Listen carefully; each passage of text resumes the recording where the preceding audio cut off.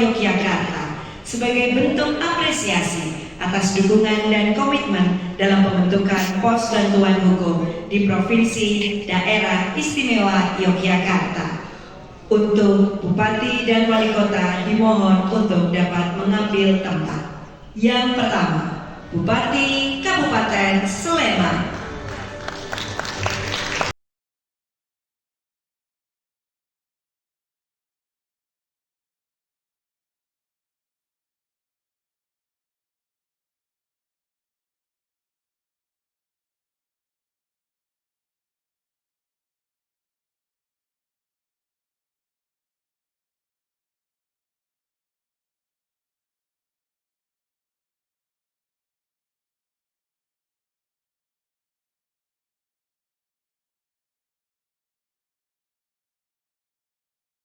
Hadirin yang kami hormati,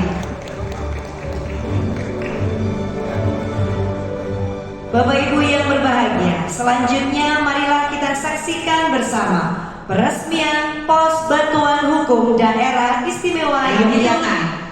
5, 4, 3, 2, 1.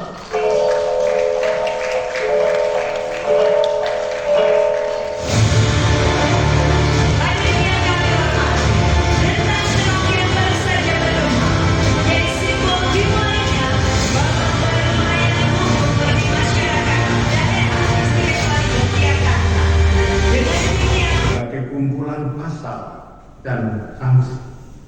Hukum adalah aturan yang hidup, dijalankan dengan kebijaksanaan dan diarahkan untuk menjaga kerukunan serta martabat manusianya. Karena itu keadilan tidak selalu dimaknai sebagai menang atau kalah, melainkan sebagai upaya menemukan ketenteraman bersama tanpa merendahkan siapapun. Nilai inilah yang dirangkum dalam falsafah menang tanpa ngasorake, bahwa penegakan hukum harus menguatkan, bukan mempermalukan, bahwa hukum harus melindungi, bukan mengintimidasi. Nilai tersebutlah yang saya harapkan menjadi jiwa pos bantuan hukum di desa dan kelurahan. Mendampingi warga dengan empati, menjelaskan hukum dengan bahasa yang dipahami, serta menyelesaikan persoalan dengan mengedepankan keadilan substantif. Melalui pos bantuan hukum itu, kita ingin memastikan bahwa warga desa tidak merasa sendirian ketika berhadapan dengan persoalan hukum. Negara hadir lebih dekat, lebih manusiawi, dan lebih menghormati martabat warganya, bukan untuk menakut-nakuti, melainkan untuk menguatkan. Inilah esensi reformasi kelurahan yang kami yakini, bahwa desa bukan objek, melainkan subjek yang dimuliakan, bahwa hukum bukan alat kuasa, melainkan sarana memuliakan masyarakat, menata kehidupan agar semakin adil, rukun, dan berkeadaban. Negara tidak cukup hadir melalui program dan anggaran, tetapi harus hadir melalui pengayoman, perlindungan yang memberi rasa aman, rasa adil, dan rasa kedimanusiaan. Dalam kerangka tersebut, pos bantuan kami pandang sebagai potensi aktif untuk memperkuat reformasi kelurahan. Ia menegaskan bahwa kelurahan bukan hanya pelaksana kebijakan, tetapi juga bisa simbol keadilan, bukan semata penerima program, melainkan ruang perlindungan bagi warga negara.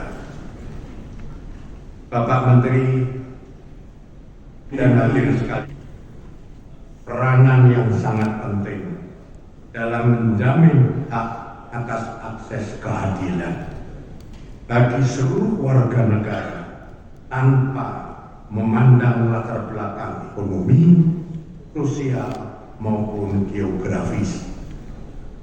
Layanan ini menjembatani keterbatasan yang selama ini dihadapi masyarakat desa, baik karena aspek jarak, rendahnya literasi hukum, maupun keterbatasan kemampuan ekonomi. Lebih dari itu, Posbankum diharapkan berfungsi sebagai ruang pembelajaran yang menumbuhkan kesadaran warga atas hak dan kewajibannya sebagai subjek hukum. Kesadaran inilah yang pada akhirnya mendorong tumbuhnya masyarakat desa yang lebih melek hukum, partisipatif, dan berdaya, sekaligus memperkuat kepercayaan masyarakat terhadap sistem hukum dan pemerintah. Dari kepercayaan inilah keadilan substantif dapat bertumbuh, bukan sekedar keadilan prosedural. Bapak Menteri dan hadirin sekalian, demikian pula halnya saya mengucapkan terima kasih kepada seluruh kementerian lembaga, termasuk yang hari ini Kementerian Desa diwakili oleh Wakil Menteri Desa. Memang ini adalah sebuah kolaborasi. Inisiasi program ini adalah inisiasi Kementerian Hukum, tetapi sesungguhnya tidak akan mungkin program ini berhasil tanpa kolaborasi dengan seluruh kementerian lembaga. Sebagai gambaran, saya ingin sampaikan kepada Bapak Sri Sultan Hamengkubuwono ke-10, Pos Bantuan Hukum adalah kolaborasi antara Kementerian Hukum, Kementerian Dalam Negeri, Kementerian Desa, Mahkamah Agung, dan yang paling penting adalah peran dari pemerintah daerah, baik pemerintah provinsi maupun kabupaten kota di seluruh Indonesia. Tanpa ada partisipasi dan dukungan dari gubernur maupun bupati dan wali kota, saya yakin program ini tidak akan mungkin bisa kita capai seperti halnya yang terjadi pada hari ini. Sangat menarik tadi Sri Sultan Hamengkubuwono X menyampaikan pesan yang sangat mendalam.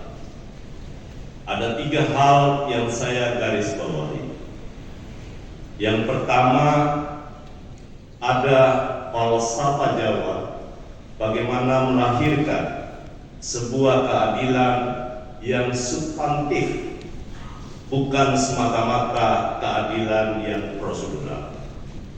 Itulah cita-cita dari founders kita dalam membentuk republik, bahwa keadilan itu benar-benar harus dilahirkan, harus diwujudkan, dirasakan oleh seluruh lapisan masyarakat, bukan oleh orang mereka yang memiliki kekuatan ekonomi, pengetahuan hukum semata, seperti yang disampaikan oleh Sri Sultan tadi, bahwa yang paling penting memberi perlindungan kepada semua masyarakat, tidak dalam kerangka hanya melihat karena kekuatan ekonominya semata.